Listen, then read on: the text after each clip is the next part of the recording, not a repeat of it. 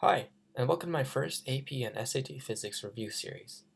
In this video, and my following series, I will be covering the topics found both on AP Physics 1 as well as the SAT subject test video.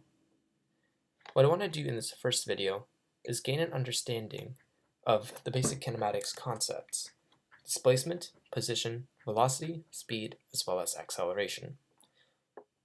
But before we go over those topics, there's a few concepts which we must first define before we actually get on. The first of these two concepts is vectors,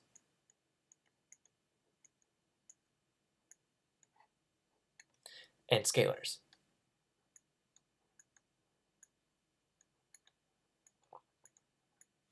Let's make that a little bit neater. Alright, so a vector is a data point being anything with a number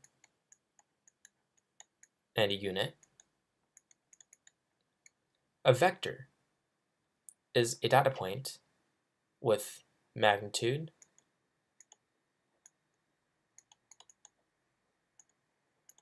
which is a fancy way of saying number or size. And that's a courtesy for those of you who don't know. So a vector is anything with a magnitude as well as a direction.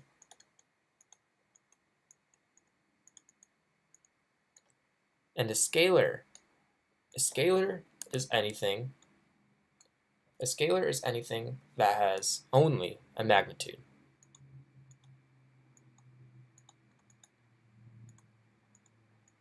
So a scalar is anything that defines how much the object's being manipulated, whereas a vector defines how much an object's being manipulated and how.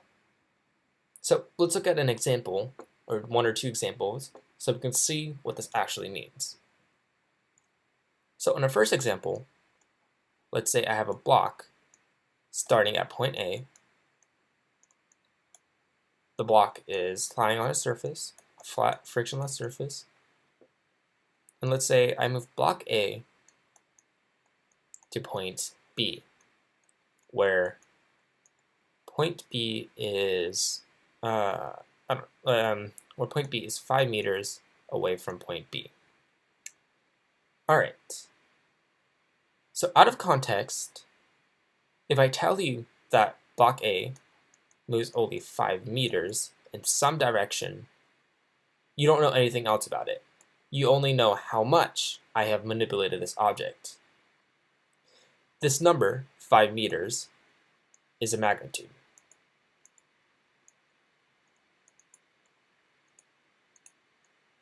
It is the size of our manipulation. Whereas if I said that I moved the block 5 meters to the right, left, actually, let's do it this way. Left, up, down, etc. If I chose any of these add to 5 meters, then I've not only given you the magnitude, but I've also given you direction. Direction. All of these right here show you how I have manipulated the object. So a vector shows how much and how, while a scalar only shows how much. It only shows how much or the amount that something has moved. Likewise, let's say I have a car. I know I'm great at drawing. I know I'm amazing. All right, so let's say I have a car that's moving at 45 miles per hour. Out of context, you don't know how much the car is moving, or rather, you know how much the car is moving, but you do not know how. How is still a question here. Because of this, 45 miles per hour is a scalar. But if I add 45 miles per hour, let's say north, then I've not only given you the number, I've not only given you the scalar, but I've also given you direction.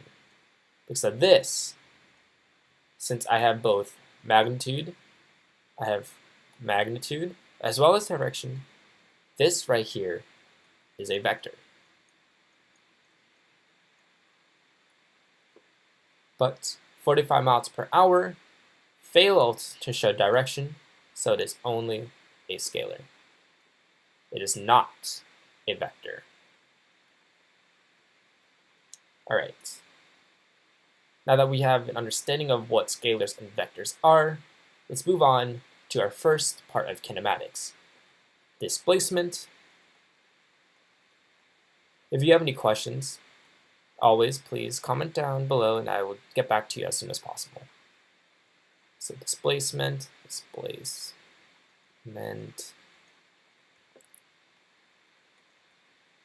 and we have distance.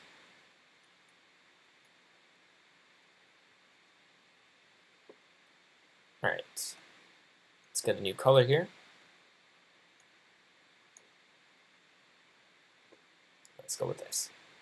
So displacement and distance are both pretty common terms in our English language.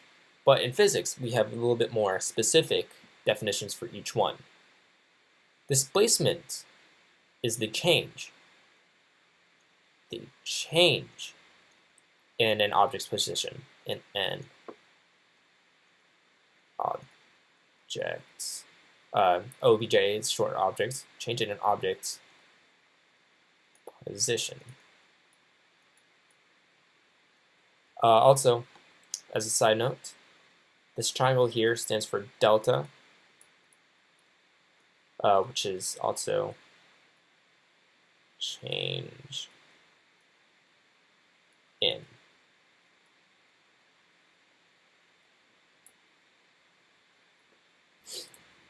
And distance is how much ground.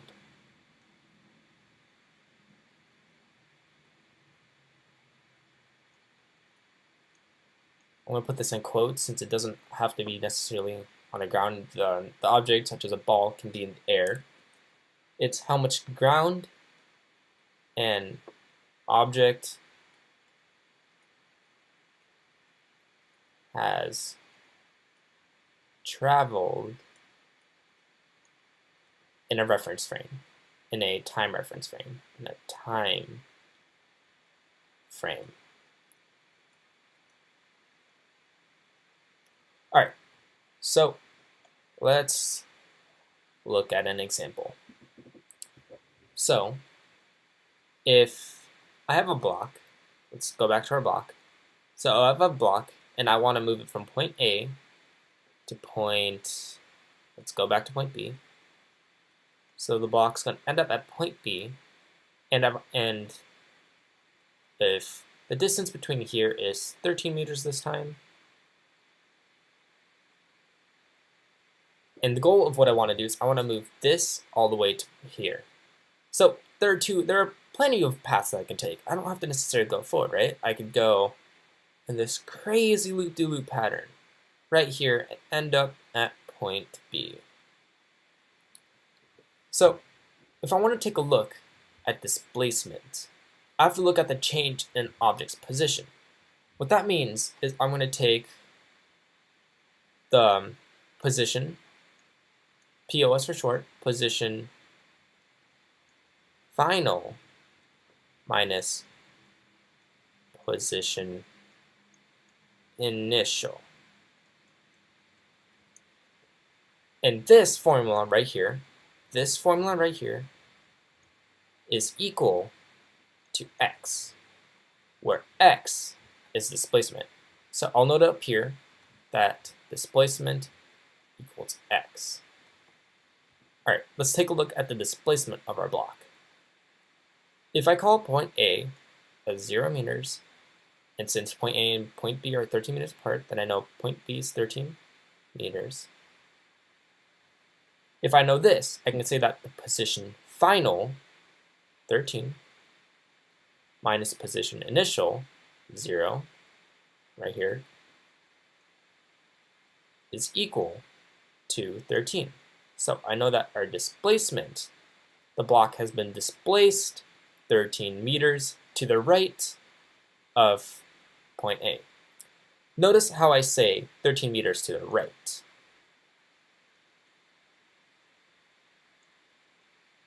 If you remember from what we just talked about, that displacement is in fact a vector. Displacement is a vector. And how do I know this? Well, because I have both a magnitude, 13, I have the scalar value, and I have a direction.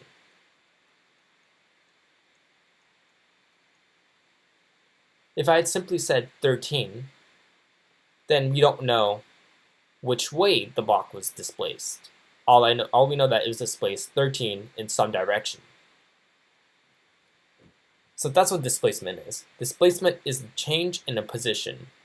It is position final minus position initial. We'll take another look at where the position final and position initial isn't necessarily 13, but it could actually be 0. But for now, let's leave this example. And in a new color, let's do this right here. In a new color, let's rewrite our definitions for displacement and distance. So displacement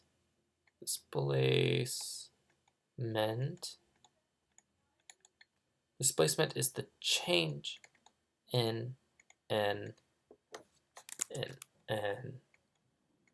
object's position. It is a vector. This right here is crucial to answering questions. Distance, on the other hand, is how much ground? It's how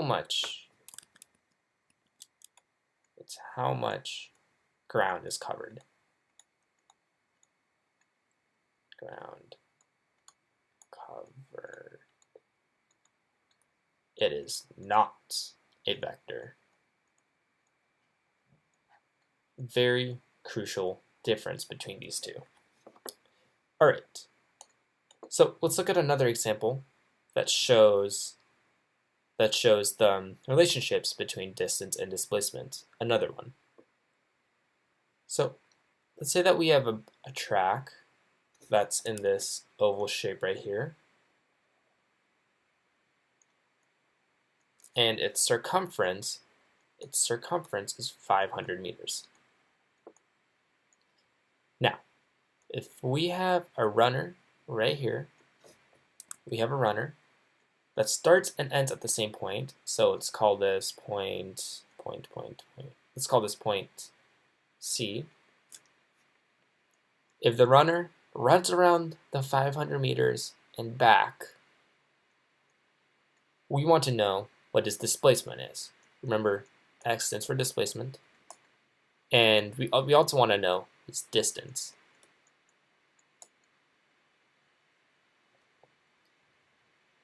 If you take a look, if our starting and initial point is 0, then he hasn't really moved at all, right? His position remains the same. If he starts at x equals 0, or let's also say maybe it's 20 meters, then x, let's use this first example. Let's use 0 first. So if the final initial is the same, then we could say that 0 minus 0, since this is the initial, or the final, sorry, and this is the initial, is 0. But if you look at 20, we see we get the same point. If he ends up 20 meters from the beginning, and he starts at 20 meters from the beginning, then he also has the displacement of 0. X is equal to 0. So I guarantee you that either on your AP test or your SAT subject test, there will be at least one question that asks about the differences between, or rather that will ask your, or that will test your knowledge of displacement and distance. I guarantee you that there will also be a trapped answer that will say something that's close to the distance. Well, there's an answer for distance. If distance is how much ground the object has covered, we see that a runner has traveled 500 meters. So we can confidently say that his distance is 500 meters. And if you want to know the direction for this, you could say that he moved 0 meters to the right since his movement is right. If you move towards the left, then we could say left as well. But the direction is not what's important here. Okay. So let's erase all of this since we want. Let's erase all of this since we still want our definitions above. Now, the next concept that we want to look at is how fast an object moves, right? It's cool to know how far an object moves, but that's not a whole lot useful, right? If we remember our car example, we didn't talk about 45 miles per hour isn't about how far the object has moved, but rather how fast, correct? And there are two concepts or two terms that we use to define both, similar to displacement and distance. Rather, we call them velocity and speed.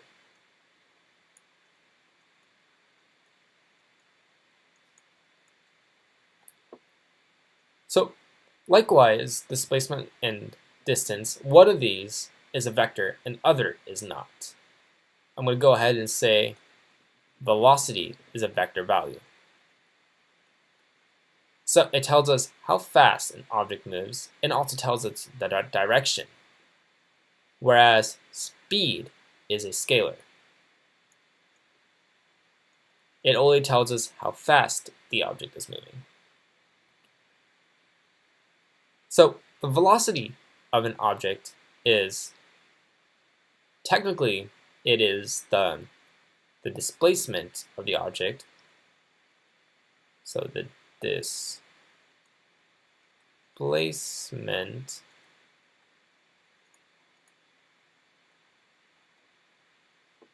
over the entire time, over the time the object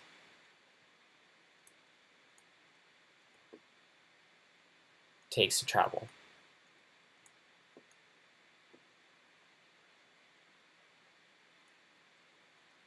In algebraic terms, velocity, v, is equal to the change in displacement over time, t, where lowercase t is equal to time.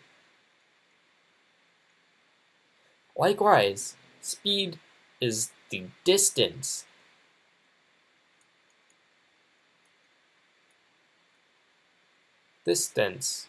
an object travels in OBJ, an object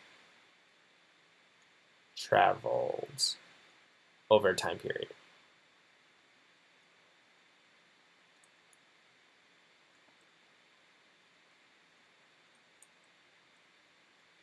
So speed s is equal to distance over time. All right, here we are again. We're going to now talk about our final kinematics turn, acceleration.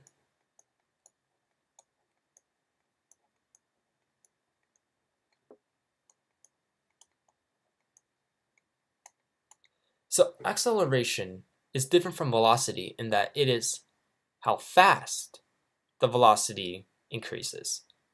So it is a measurement of how fast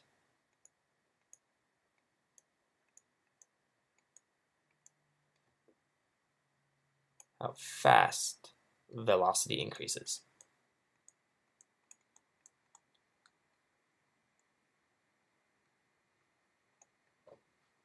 Let's make that a little bit neater. Velocity increases.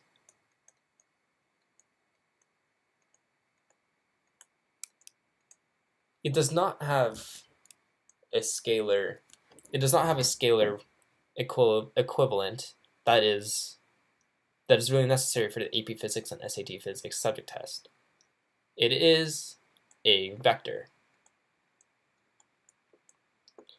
So what does that really mean? If we have a car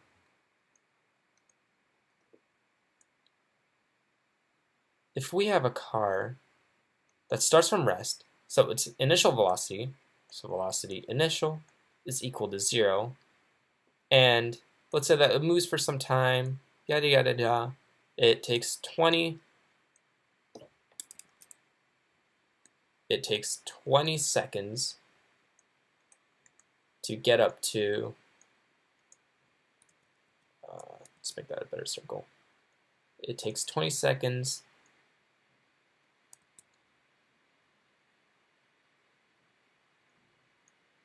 to get up to, I don't know, let's say 500 miles per hour. Arbitrary number.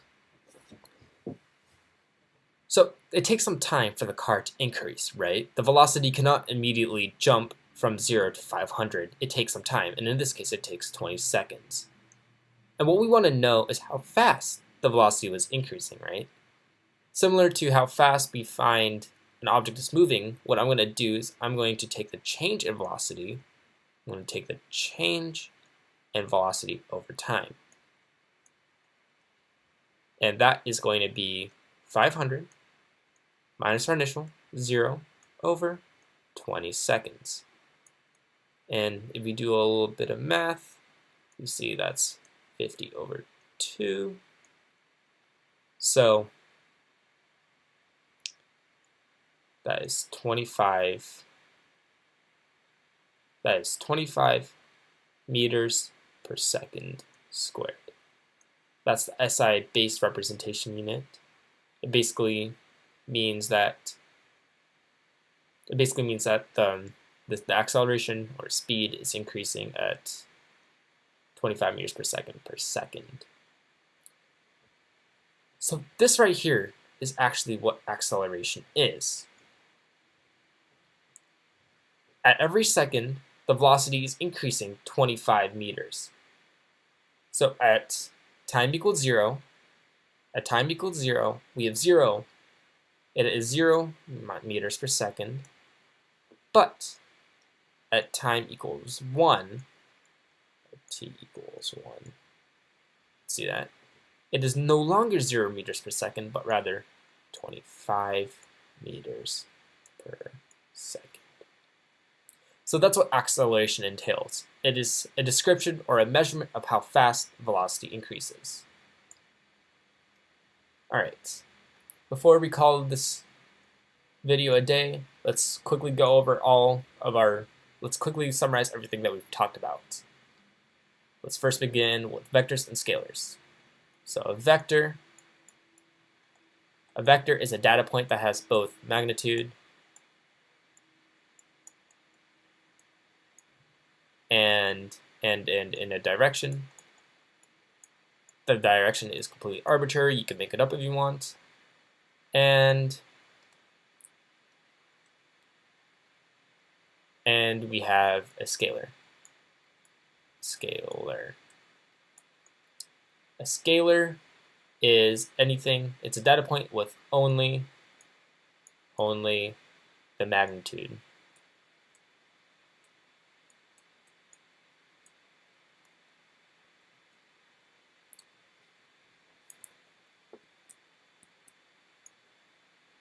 There we go. Our first term that we talked about was displacement.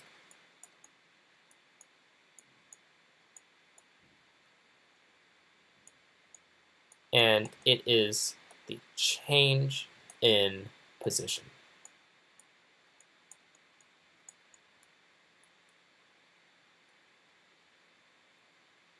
and it is represented by variable x. It is a vector, so we could have negative displacement if I didn't make that clear before, if our object moves opposite of what's conventional. So our block from the very beginning, instead of moving to the right, moves to the left 5 meters, then it has a displacement of negative 5 meters. Our second term that we talked about is distance. It is a scalar, and it is the ground covered.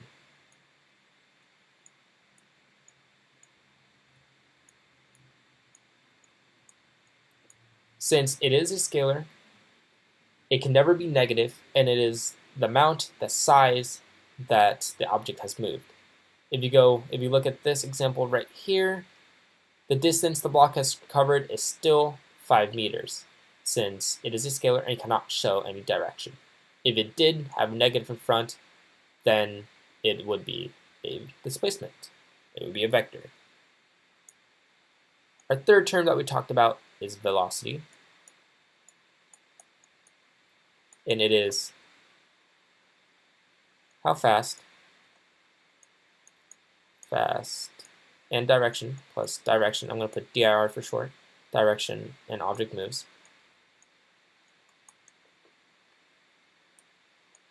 It is also it's a vector, which means that it can move in a negative direction, which basically means that it is going again against conventional direction. Velocity is the change in displacement over the change in time, and can be negative, as we will see in our next video and future videos to come. Our fourth term that we covered is speed. Speed is a measure of how fast an object moves. It cannot show direction.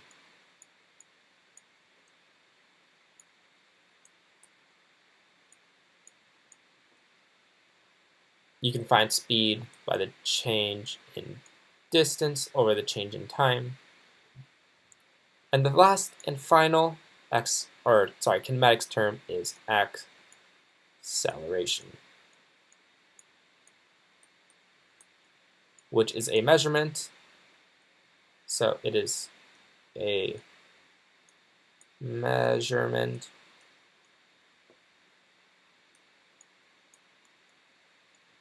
of how fast velocity increases. INC for short. You can find acceleration by A for acceleration equals to the change in velocity over the change in time. With that said, thank you for watching my very first video on displacement, distance, velocity, speed, and acceleration. In the next video, we'll be going more in depth about kinematics, and more specifically the relationship between displacement, velocity, and acceleration, both graphically and algebraically. Either in the next video or the video after that, we will be covering our very first equations in kinematics and physics as a whole. Thank you very much, and have a great, wonderful, beautiful day.